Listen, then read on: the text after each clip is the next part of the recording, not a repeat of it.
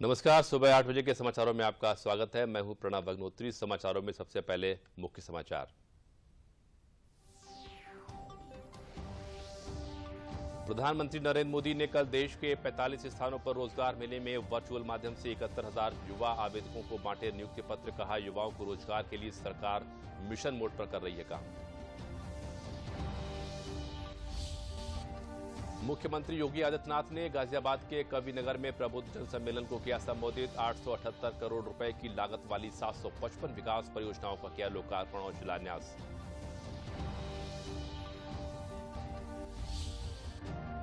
बाराबंकी जनपद में प्रसिद्ध तीर्थ स्थल रोदेश्वर महादेव की पावन भूमि पर अगहन मेले का हुआ शुभारंभ। श्रद्धालुओं के लिए प्रशासन ने की है समुचित सुरक्षा व्यवस्था।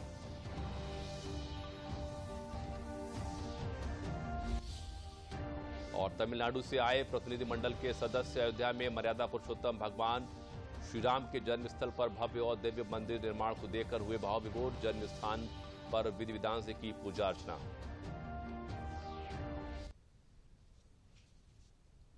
और अब समाचार विस्तार से। देश में युवाओं को सरकारी नौकरी देने के मिशन के तहत पीएम मोदी ने कल 71,000 नियुक्ति पत्र वितरित किए। प्रत्येक महीने में करीब 1.5 लाख लोगों को सरकारी नौकरियों के नियुक्ति पत्र जारी किए जा चुके हैं। जहां सरकार एक ओर सरकारी नौकरियों के माध्यम से युवाओं को नौकरी दे रही है, वहीं स्वरोजगार के अवसरों को भी पैदा करने पर खासा फोकस किया जा रहा है। कल रोजगार मेले के मौके पर पीएम मोदी ने क्या कुछ कहा, आइए देखिए इस रिपोर्ट में। सरकार युवाओं को रोजगार देने के लिए ढेरों कदम उठा रही है। सरकार ने 10 लाख लोगों को रोजगार देने का अभियान चलाया है। इसी के तहत देश भर में रोजगार मेले लगाकर नौजवानों को रोजगार दिए जा रहे हैं।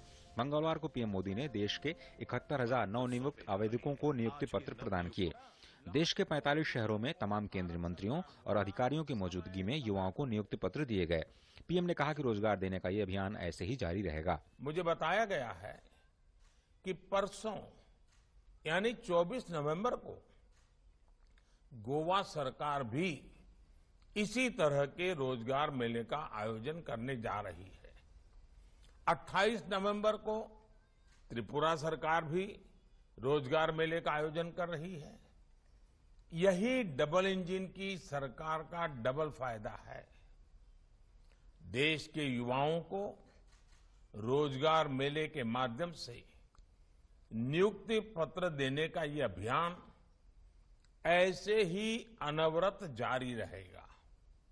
इस दौरान पहले भर्ती किए गए पदों की श्रेणियों के अलावा शिक्षक, व्याख्याता, nurse, nursing officers, doctors, pharmacist, radiographer और अन्य तकनीकी तथा पैरामेडिकल पदों पर भर्ती की गई है। गृह मंत्रालय द्वारा भी विभिन्न केंद्रीय सशस्त्र पुलिस बलों यानी सीएपीएफ में बड़ी संख्या में पदों की भर्ती की गई है। पीएम ने नौजवानों को राष्ट्र की सबसे बड़ी ताकत बताते हुए कहा कि युवाओं की प्रतिभा और उनकी ऊर्जा राष्ट्र निर्माण में ज्यादा से ज्यादा उपयोग में आए, इसे केंद्र सरकार सर्वोच्च प्राथमिकता दे रही है। कल्पना कर सकते हैं, सिर्फ पीएलआई स्कीम में ही देश में 60 लाख नए रोजगार का सृजन होने की उम्मीद है। मेक इन इंडिया अभियान हो, वोकल फॉर लोकल हो, लोकल को ग्लोबल ले जाने का अभियान हो, ये सभी योजनाएं देश में रोजगार और स्वरोजगार के नए अवसर बना रही हैं। यानी सरकारी और गैर सरकारी दोनों ही क्षेत्रों में नई नौकरियों की संभावना लगातार बढ़ रही है। देश के अलग अलग हिस्सों में केंद्रीय मंत्रियों ने रोजगार मेले में हिस्सा लिया और नियुक्ति पत्र बांटे। दिल्ली के छावला बीएसएफ कैंप में गृह राज्य मंत्री नित्यानंद राय, गुरुग्राम के बीएसएफ कैंप में सूचना एवं प्रसारण मंत्री अनुराग ठाकुर, जालंधर सीमा सुरक्षा बल के पंजाब फ्रंटियर मुख्यालय में केंद्रीय मंत्री सोम प्रकाश, गुवाहाटी में सर्बानंद सोनोवाल और पटना में पशुपतिनाथ पारस मौजूद रहे। प्रधानमंत्री मोदी जी ने भारत सरकार के माध्यम से विभिन्न मंत्रालयों द्वारा, डिपार्टमेंट्स द्वारा 10 लाख सरकारी नौकरियां 1 वर्ष के अंदर देने का जो संकल्प लिया है, पिछले महीने 75,226 लोगों को रोजगार मिला, तो आज भी 71,000 से ज्यादा युवाओं को सरकारी नौकरियां देने का काम किया। इसके अलावा देश के तमाम राज्यों में अनेक विभागों के नौजवानों के बीच नियुक्ति पत्र बांटे गए। रोजगार मेलों को लेकर युवाओं में उत्साह का माहौल देखने को मिला। नियुक्ति पत्र पाने वाले युवाओं ने खुशी जताई और कहा कि देश और परिवार के सपनों को पूरा करेंगे। मुझे अभी इंडियन ओवरसीज बैंक में as a probationary officer appointment मिला है और मैं बहुत थैंक यू कहना चाहता हूँ सबसे पहले तो भगवान का, उसके बाद सेंट्रल गवर्नमेंट और नरेंद्र मोदी जी का। SSC-GG के थ्रू मेरा CISF में सिलेक्शन हुआ है। मैं इसके लिए प्रधानमंत्री नरेंद्र मोदी जी को बहुत ज्यादा आभार व्यक्त करना चाहती हूँ। मुझे अब केंद्रीय मंत्रालय के लिए कुछ काम करने का हिस्सा मिलेगा, इस देश के लिए कुछ काम करने का हिस्सा मिलेगा। आज इन सबों के बीच में मुझे जो अपॉइंटमेंट लेटर मिला है, तहे दिल से मैं हमारे प्रधानमंत्री श्री नरेंद्र मोदी जी का दिल से धन्यवाद करता हूँ। पीएम ने कर्मयोगी प्रारंभ मॉड्यूल का भी शुभारंभ किया। ये मॉड्यूल विभिन्न सरकारी विभागों में सभी नए नियुक्तियों के लिए एक ऑनलाइन ओरिएंटेशन पाठ्यक्रम है। पीएम ने नियुक्ति पत्र पाने वालों से इससे जुड़ने और उनका अनुभव साझा करने को भी कहा है। आप कर्मयोगी भारत प्लेटफॉर्म पर उपलब्ध ऑनलाइन कोर्सेज का जरूर ज्यादा फायदा उठाएंगे ही। इससे आपकी स्किल भी अपग्रेड होगी और भविष्य में आपको अपने कैरियर में भी काफी लाभ होगा। ये जो नया विषय प्रारंभ हुआ है कर्मयोगी आरंभ का, मैं आपसे चाहूंगा दोस्तों कि आप उससे जुड़िए। क्या आप 1 महीने के बाद मुझे आपका इस ऑनलाइन ट्रेनिंग का क्या अनुभव रहा, इस ऑनलाइन ट्रेनिंग में आपको क्या कमी लग रही है, इसे और अच्छा कैसे बनाया जा सकता है, आप स्वयं भी उस कर्मयोगी ट्रेनिंग को अपग्रेड करने में कुछ सुझाव दे सकते हैं क्या? मैं आपके रिस्पॉन्स का इंतजार करूंगा। पिछले महीने धनतेरस पर केंद्र सरकार की तरफ से 75,000 नौजवानों को नियुक्ति पत्र बांटे गए थे। इस विशाल रोजगार मेलों से साफ है कि सरकार किस तरह से गवर्नमेंट जॉब्स देने के लिए मिशन मोड में काम कर रही है। Bureau report, DD news. मुख्यमंत्री योगी आदित्यनाथ ने जनपद गाजियाबाद में कवि नगर स्थित रामलीला मैदान में प्रबुद्ध जन सम्मेलन को संबोधित किया। उन्होंने 878 करोड़ रुपए की 755 विकास परियोजनाओं का लोकार्पण और शिलान्यास किया। इन विकास परियोजनाओं में लगभग 510 करोड़ रुपए की लागत की 409 विकास परियोजनाओं का लोकार्पण और लगभग 368 करोड़ रुपए लागत की 346 विकास परियोजनाओं का शिलान्यास शामिल है। इस मौके पर मुख्यमंत्री ने प्रबुद्धजनों, उद्योगपतियों, व्यापारियों, चिकित्सकों, अधिवक्ताओं, शिक्षकों व युवाओं को संबोधित करते हुए कहा कि जनपद गाजियाबाद में विकास की अपार संभावनाएं हैं, जिन्हें प्रदेश सरकार और अधिक ऊंचाइयों तक पहुंचाने के लिए प्रतिबद्ध है। मुख्यमंत्री ने अपने उद्बोधन की शुरुआत बाबा दूधेश्वर नाथ की धरा को नमन करते हुए की। उन्होंने कहा कि जनपद गाजियाबाद बेहतरीन कनेक्टिविटी से जुड़ा है।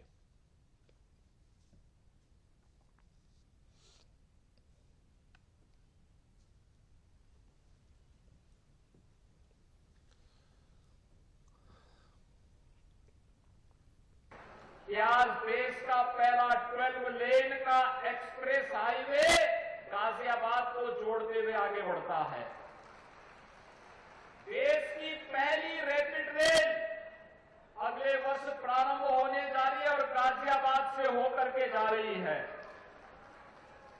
गाजियाबाद के पास अपना एयरपोर्ट है, बेहतरीन कनेक्टिविटी है और आज इसी व्यवस्था को आगे बढ़ाने के लिए मैं स्वयं अपने जनप्रतिनिधियों के साथ में 878 करोड़ रुपए की परियोजनाओं का सौगात गाजियाबाद वासियों को देने के लिए यहां पर आया हूं। मैं इसके लिए मंच पर उपस्थित अपने सभी माननीय सांसद, माननीय विधायक, विधान परिषद सदस्य, महापौर, जिला पंचायत अध्यक्ष और सभी अन्य जनप्रतिनिधियों को हृदय से बधाई देता हूं, गाजियाबाद वासियों का अभिनंदन करता हूं। अगले साल फरवरी के महीने में उत्तर प्रदेश में होने वाले इन्वेस्टर्स समिट को लेकर कल दिल्ली में एक कार्यक्रम का आयोजन हुआ। मुख्यमंत्री योगी आदित्यनाथ ने कहा कि इस बार 10 लाख करोड़ रुपए के निवेश का यूपी ने लक्ष्य रखा है, तो वहीं जल्दी उत्तर प्रदेश को $1 ट्रिलियन की अर्थव्यवस्था बनाने पर भी तेजी से काम जारी है। बीते वर्षों के निवेश समिट में भी यूपी में हजारों करोड़ रुपए का निवेश हुआ है, जिसका फायदा उत्तर प्रदेश की अर्थव्यवस्था को आगे बढ़ाने में मिला है। अगले साल लखनऊ में होने वाले ग्लोबल इन्वेस्टर समिट के सफल संचालन के लिए यूपी के मुख्यमंत्री सीएम योगी आदित्यनाथ मंगलवार को देश की राजधानी दिल्ली पहुंचे। उन्होंने वहां निवेशकों को विशेष सुविधा दिलाने वाले पोर्टल की शुरुआत की। इसके साथ ही ग्लोबल इन्वेस्टर समिट का लोगो भी जारी किया गया। कार्यक्रम के दौरान 2 वेब पोर्टल की शुरुआत की गई। योगी आदित्यनाथ ने कहा कि यूपी देश का ग्रोथ इंजन बन गया है। प्रदेश में 10 लाख करोड़ के निवेश का लक्ष्य रखा गया है।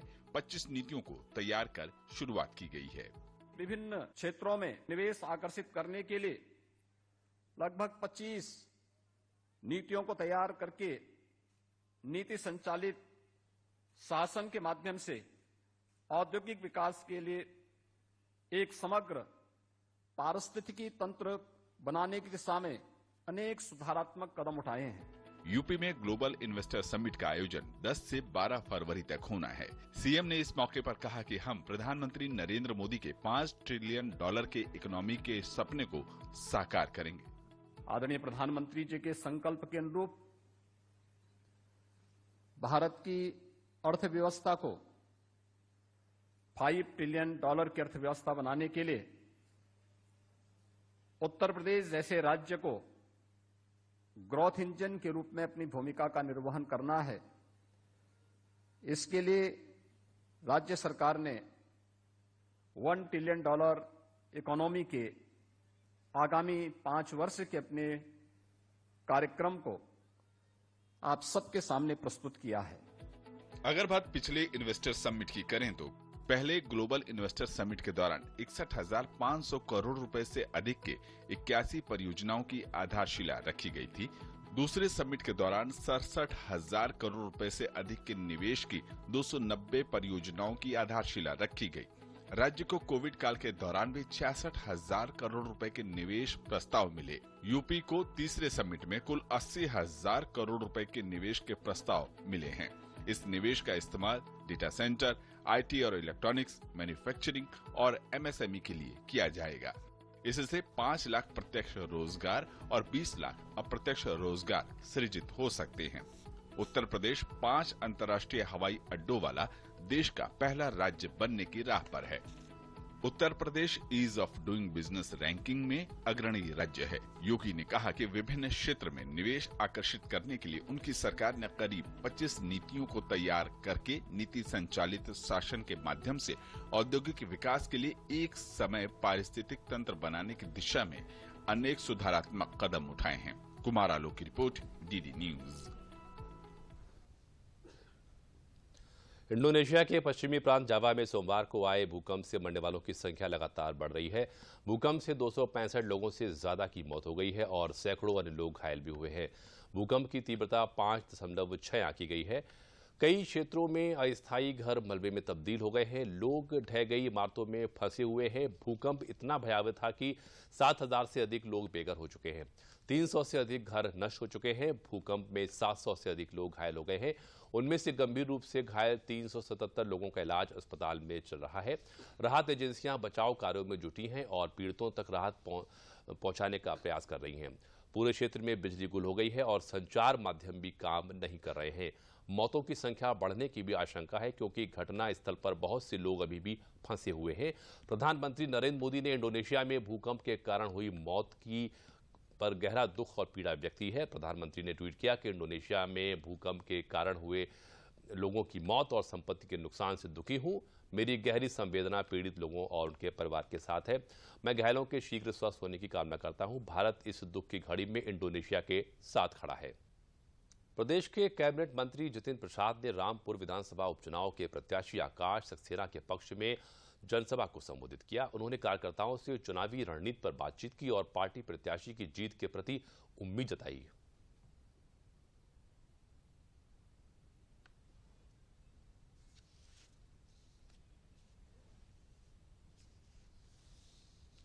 ये उपचुनाव सिर्फ एक विधायक चुनने के लिए नहीं है, वो तो हो जाएगा। और ये भी मालूम कि ना कोई सरकार बननी है और ना कोई बिगड़नी, मगर ये एक इम्तिहान के रूप में होता। प्रधानमंत्री नरेंद्र मोदी जी के 8.5 वर्ष का कार्यकाल और माननीय मुख्यमंत्री जी के 5.5 वर्ष के कार्यकाल के ऊपर ये एक आशीर्वाद के रूप में ये वोट पड़ेगा कि जो दिशा उन्होंने दी, एक नए भारत का निर्माण और एक नए प्रदेश। मुझे आप वातावरण देख रहे हैं, इन्वेस्टर समिट हो रहा है, आज शुरुआत हो रही है। मुख्यमंत्री जी, उत्तर प्रदेश की अर्थव्यवस्था को एक नई ऊंचाइयों पर ले जाने की बात और निवेश की बात जो उत्तर प्रदेश में कभी नहीं होती थी।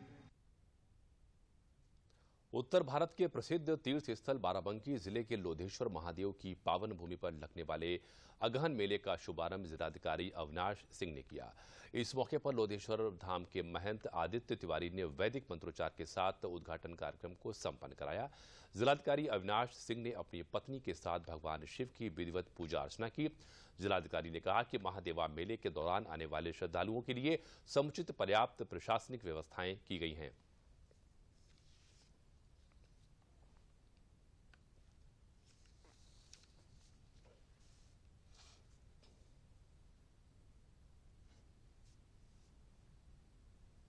मेला यहाँ पे अच्छे से संचालित हो। यहाँ पर जो प्रशासनिक व्यवस्थाएं होनी है वो हम लोग पूर्ण करा चुके हैं और समय समय पर जो भी आवश्यकता होती रहेगी उसको हम लोग अपनी देखरेख में ये सुनिश्चित कराएंगे कि मेला सकुशल और अच्छे से संपन्न हो, किसी भी श्रद्धालु को कोई भी किसी भी प्रकार की परेशानी। मेरठ में कबाड़ से जुगाड़ करके रैन बसेरे की सूरत बदल दी गई। रैन बसेरे में बेकार वस्तुओं का इस्तेमाल करके आकर्षक कुर्सियां और मेजें बनाई गई हैं। स्क्रैप से ये सामान एक स्थायी संस्था द्वारा बनाया गया है। प्रधानमंत्री नरेंद्र मोदी भी मेरठ के नगर निगम द्वारा बनाए गए कबाड़ से जुगाड़ की तारीफ कर चुके हैं। मेरठ के बच्चा पार्क स्थित आदर्श रैन बसेरे का निरीक्षण करते हुए नगर आयुक्त अमित पाल शर्मा ने यहां आने वाले लोगों के साथ बात करके व्यवस्थाओं को परखा। नगर आयुक्त ने कहा कि कबाड़ से जुगाड़ कर आदर्श रैन बसेरा तैयार किया गया है। यहां सुरक्षा व्यवस्था को लेकर पुलिस कर्मियों की ड्यूटी भी रहेगी। ठंड के मौसम में निराश्रितों को रैन बसेरे में आश्रय देने के लिए बेहतर सुविधाएं मुहैया कराई जाएंगी। आदर्श रैन बसेरा जो कि बच्चा पार्क में निर्मित है, उसका निरीक्षण किया गया है। शासन के निर्देशानुसार जो भी लोग यहाँ पे रुकने आते हैं उनको बेहतर व्यवस्था देने के लिए यहाँ पे नगर निगम द्वारा कई तरह की व्यवस्थाएं कराई गई हैं। चाहे वो अच्छे तकपोष की व्यवस्था हो, रजाई गद्दे की व्यवस्था हो, ड्रिंकिंग वाटर की व्यवस्था हो, शौचालय की व्यवस्था हो, चाहे साफ सफाई की व्यवस्था हो। इसके साथ साथ ही आदरणीय प्रधानमंत्री जी ने जैसे मन की बात में मेरठ नगर निगम द्वारा चलाए जा रहे कबाड़ से जुगाड़ अभियान का जिक्र किया था, उसी के तहत यहाँ पर भी लोगों के बैठने की व्यवस्था करने के लिए कबाड़ से जुगाड़ से के तहत ही कुर्सियों का निर्माण कराया गया है। इसके साथ साथ वॉल पेंटिंग करवाई गई है ताकि जो भी लोग बाहर से हमारे रैन बसेरे में रुकने आते हैं उन लोगों के लिए बहुत ही अच्छा अनुभव नगर निगम प्रोवाइड। प्रदेश के विभिन्न जनपदों में खाद्य उद्योग में तेजी आई है। कानपुर देहात की प्रसंस्कृत मूंगफली अब मलेशिया के बाजारों में भी बिकेगी। प्रदेश के कृषि विपणन एवं कृषि विदेश व्यापार राज्य मंत्री दिनेश प्रताप सिंह ने कानपुर देहात में फूड प्रोसेसिंग प्लांट से मूंगफली के 2 ट्रकों को हरी झंडी दिखाकर मलेशिया रवाना किया। कानपुर देहात से उद्योग जगत के लिए यह पहला मौका होगा कि एक निजी फैक्ट्री द्वारा निर्यात कर खाद्य पदार्थ को विदेश भेजे जा रहे हैं। श्री सिंह ने कहा कि प्रधानमंत्री नरेंद्र मोदी और प्रदेश के मुख्यमंत्री योगी आदित्यनाथ के नेतृत्व में सरकार व्यापारियों और उद्योगपतियों के लिए ईज ऑफ डूइंग बिजनेस की दिशा में हर संभव मदद कर रही है।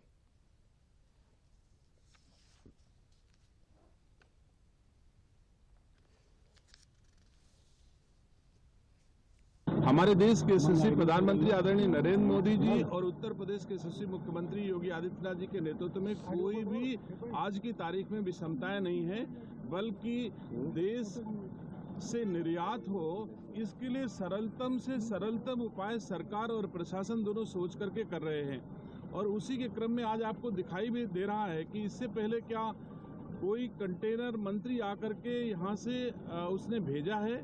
ये पहला अवसर होगा, मेरे लिए तो है ही है, लेकिन कानपुर के लिए भी मुझे ऐसा महसूस होता है कि इस तरह का काम इसके पहले की सरकारें जो दूसरे दलों की हुआ करती थी उन्होंने नहीं किया। तो ये विषमताएं शब्द जो आपने उपयोग किया, मेरे हिसाब से पहले कभी विषमताएं रहती होंगी।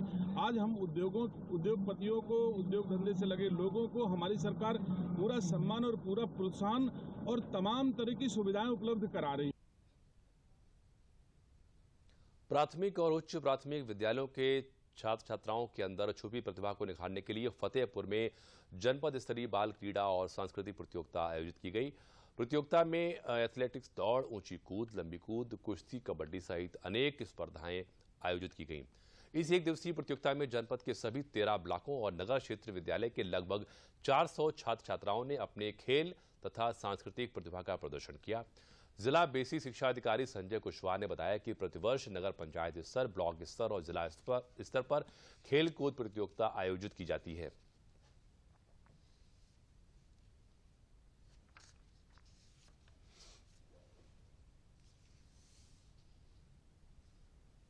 जैसा कि आप अवगत हैं कि हम लोग प्रतिवर्ष जो है नया पंचायत स्तर पे, ब्लॉक स्तर पे और जिला स्तर पे जो है क्रीड़ा प्रतियोगिता कराते हैं।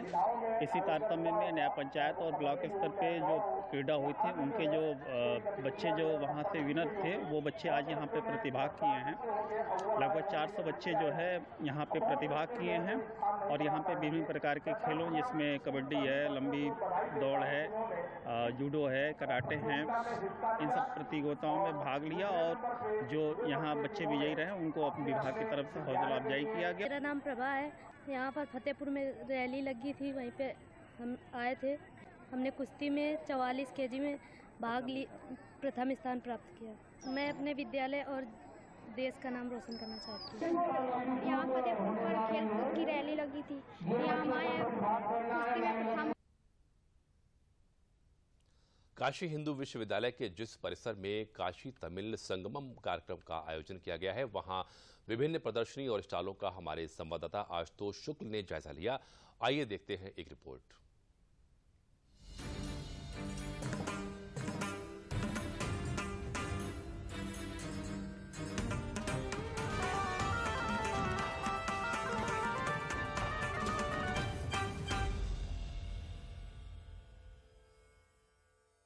काशी हिंदू विश्वविद्यालय के परिसर में काशी तमिल संगमम एक अभूतपूर्व आयोजन के रूप में है। पूरे परिसर में पसरा हुआ है दक्षिण भारत और उत्तर भारत का विविध रूप।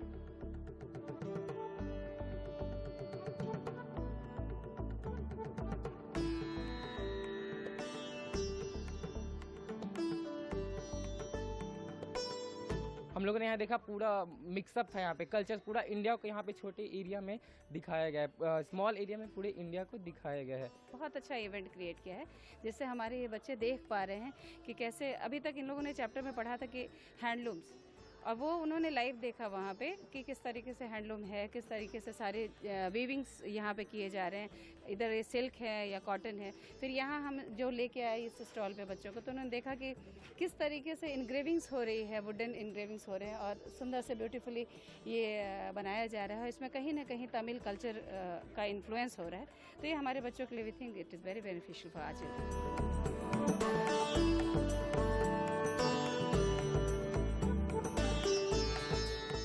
कोई संस्कृति तभी समृद्ध होती है जब उसका अपना साहित्य होता है, और ये संस्कृतियां जब विभिन्न भाषाओं में होती हैं तो निश्चित रूप से उनके एकीकरण का रूप जो होता है वो एक भारत श्रेष्ठ भारत का होता है, जिसमें साफ तौर पर ये कहा जा सकता है कि बहुलवादी बहुल भाषावादी देश में संस्कृति एक है, भाषाएं अनेक हैं, लेकिन विचार, साहित्य, सारा कुछ मर्म एक है।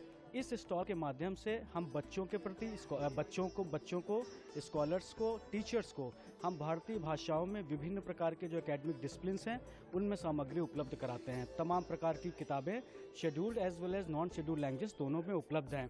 इसके अलावा हम अपनी भारत सरकार के तहत जो विभिन्न प्रकार की रिसर्च परियोजनाएं चलती हैं उनका भी हम एक पोस्टर्स के माध्यम से, बैनर्स के माध्यम से एक विस्तार पूर्वक उनका वर्णन दे रहे हैं, जिससे कि बच्चों में, स्कॉलर्स में और आम पब्लिक में भी जो भाषा प्रौद्योगिकी है, जो परीक्षण व मूल्यांकन की पद्धतियाँ हैं, अनुवाद है, जो भारतीय संस्कृति तथा परंपरा है, उसके प्रति भी एक रुचि जागृत हो सके।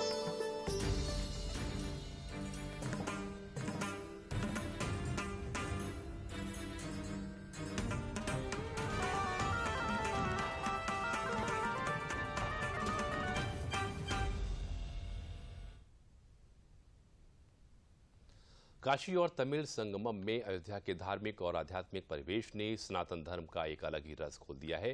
तमिलनाडु से आए प्रतिनिधिमंडल ने जहां काशी में भोले बाबा और उनसे जुड़ी धार्मिकता से साक्षात्कार किया, तो वहीं अयोध्या में मर्यादा पुरुषोत्तम भगवान श्री राम के जन्मस्थल पर भव्य और दिव्य मंदिर निर्माण को देख भाव विभोर हो गए।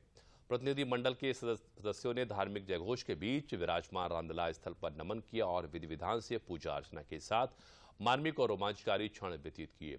प्रतिनिधिमंडल ने ऐतिहासिक हनुमानगढ़ी पर भी माथा टेका और इससे पहले दक्षिण भारत की परंपरा पर आधारित और भगवान राम सहित चारों भाइयों के नामकरण स्थल रामलला देवस्थान पर दर्शन पूजन के साथ ही भजन कीर्तन भी किया। अंत में प्रतिभागियों के समूह ने राम की पैड़ी पर सरयू के प्रवाह और सौंदर्य के बीच समय व्यतीत किया। प्रतिनिधिमंडल के सदस्यों ने कहा कि भगवान राम हमारी संस्कृति की पहचान है और उनके जीवन प्रसंगों से हमें सामाजिक समरसता, नारी सशक्तिकरण और सत्य पर चलने की प्रेरणा मिलती है। जो एक कहावत है ना कि अतिथि देवो भव, ये हर जगह इंडिया में सेम है। और दूसरी चीज़ ये है कि भाषा अलग हो सकता है, लेकिन जो भाषा के पीछे जो एक इमोशनल कनेक्ट है वो भी सेम है। तो ये जो एकता है उत्तर और दक्षिण में, ये तो सच में बहुत अच्छा लग रहा है कि ऐसे ही कंटिन्यू होना चाहिए। एक भारत श्रेष्ठ भारत में हम पूरे काशी संगमम प्रोग्राम से यहाँ पर आए, यहाँ पर अयोध्या मंदिर तो देखा है। वो ये पूरे भारत एक भारत श्रेष्ठ भारत बोलने के लिए ये अच्छा प्रोग्राम मोदी जी योगी जी तो बना लिया। हम लोग का बहुत खुश हो गया, ऐसे ही अजमल खान जी बोल रहा है। काशी तमिल संगमम का आयोजन महीने भर चलेगा। इसमें वाराणसी के लोग और कुछ संस्थान काशी की संस्कृति से परिचित कराने में लगे हुए हैं। ऐसे में शिक्षण संस्थान मुख्य भूमिका में है। इसमें महात्मा गांधी काशी विद्यापीठ भी अपने तरीके से इस आयोजन में लगा हुआ है। काशी विद्यापीठ का अपना इतिहास है। स्वतंत्रता आंदोलन से लेकर काशी में जो भी गतिविधियां होती हैं उनमें यह अपनी भूमिका निभाता है। काशी में काशी तमिल संगमम चल रहा है और काशी विद्यापीठ इसमें भी भूमिका में है। इस पर हम बात करेंगे यहाँ के कुलपति प्रोफेसर आनंद कुमार त्यागी जी से। त्यागी जी, काशी तमिल संगमम में काशी विद्यापीठ चूंकि शैक्षणिक संस्थान है, क्या भूमिका निभा रहा है? देखिए, काशी विद्यापीठ शुरू से ही जो राष्ट्रीय निर्माण हो या स्वतंत्रता संग्राम हो, अपनी भूमिका शुरू से निभाता रहा है। जब भी कोई यहाँ पे सांस्कृतिक कार्यक्रम होता है या दूसरी कोई गतिविधि होती है बनारस में, तो काशी विद्यापीठ हमेशा बढ़ चढ़ के हिस्सा लेता है। अभी भी जो तमिल संगमम चल रहा है, इसमें भी हमने 3-4 गतिविधियाँ शुरू की हैं। और उनमें सबसे पहली चीज़ तो ये है कि जो तमिल साहित्य है और भारतीय भाषाओं का दूसरा साहित्य है, स्पेशली जो अमृतकाल में जिसकी रेलिवेंस ज़्यादा है, उसके लिए हमने एक पुस्तक प्रदर्शनी चलाई है। कल ही हमने शुरुआत की है। ये पुस्तक प्रदर्शनी 5 दिन चलेगी और इसमें जो हमारे पुरोधा रहे हैं, जो हमारे स्वतंत्रता संग्रामी रहे हैं, वो उत्तर भारत के हों या दक्षिण भारत के हों, उन सभी की जितनी भी चर्चित किताबें हैं वो उसमें प्रदर्शित की गई हैं। साथ ही साथ अमृतकाल में हमारी भावी योजना क्या होनी चाहिए, उससे संबंधित चीज़ें भी इसमें की गई हैं। साथ ही साथ दोनों साहित्यों, भारतीय भाषाओं के दूसरे साहित्य और तमिल साहित्य, बांग्ला साहित्य, सभी को भी समाहित किया गया है। और अब अंत में मुख्य समाचार एक बार फिर। प्रधानमंत्री नरेंद्र मोदी ने कल देश के 45 स्थानों पर रोजगार मेले में वर्चुअल माध्यम से 71,000 युवा आवेदकों को बांटे नियुक्ति पत्र। कहा, युवाओं को रोजगार के लिए सरकार मिशन मोड पर कर रही है काम। मुख्यमंत्री योगी आदित्यनाथ ने गाजियाबाद के कवि नगर में प्रबुद्ध जन सम्मेलन को किया संबोधित। 878 करोड़ रुपए की लागत वाली 755 विकास परियोजनाओं का किया लोकार्पण और शिलान्यास। बाराबंकी जनपद में प्रसिद्ध तीर्थ स्थल लोधेश्वर महादेव की पावन भूमि पर अगहन मेले का हुआ शुभारंभ। श्रद्धालुओं के लिए प्रशासन ने की है समुचित सुरक्षा व्यवस्था।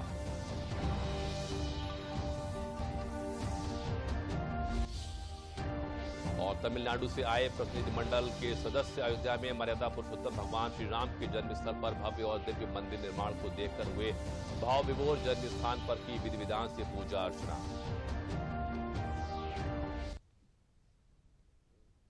और इसी के साथ समाचार समाप्त हुए। नमस्कार।